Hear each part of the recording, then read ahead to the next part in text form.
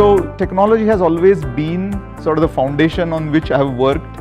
We have to be relevant to the people, to the society, and that's the only way I think we have survived 100+ years. Very excited for the future, and I know you and your company are at the forefront of this.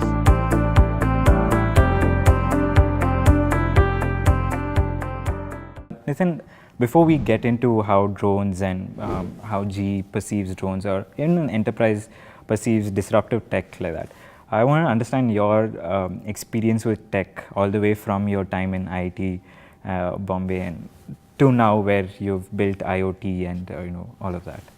No, absolutely, and again, good to have you, Gokul. So just to go back to my days at IIT, IIT, as you know, was at the forefront of technology. I was in IIT early 90s, and I could see even some of the technologies that are now maturing, like artificial intelligence, like machine learning. I could see the early development and early application of those technologies at IIT. There was also a lot of focus on material science, sensors, electronics and electrical technologies.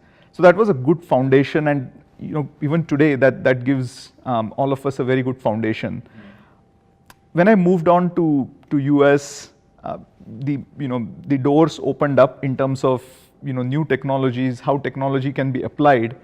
But really, when I joined GE, that's when I realized how advanced technology can not only change the way application of advanced technologies, how it can change the way we work, the way we live.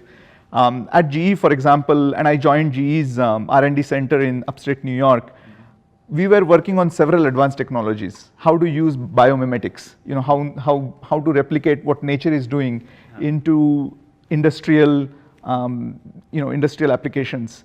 So that really helped me understand development of technology and how to apply it to industrial settings. But again, my shift from R&D center to our renewable energy division, and I joined the wind energy. That's when I started realizing how to focus on customer outcomes.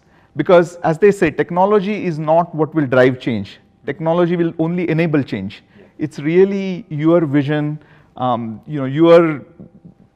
your strategy that's really going to drive change. So technology has always been sort of the foundation on which I have worked.